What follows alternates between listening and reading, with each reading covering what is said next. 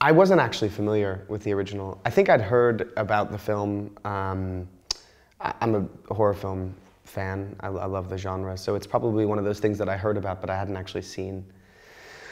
And I ultimately became familiar with the film once I signed on to do the remake. And it's interesting, you know, I'm typically very against remakes. So it's with some irony that I'm a part of this film in a way. But I think what I was ultimately really drawn to was that they had constructed a remake that had an entirely different voice to the original film.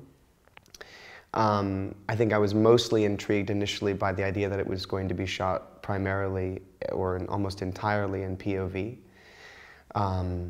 And that was intriguing. I mean, when it was initially proposed to me, Alex Aja was attached. He'd written the script.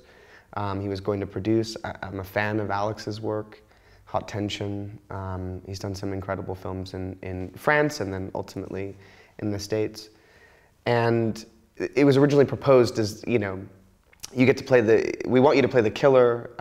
You only have to be there. You're only going to be seen in reflections. And it's all from the killer's perspective. And I just thought that was such an interesting take on, even though I wasn't familiar with the original, I knew that it was going to be quite different and that it was very much its own version.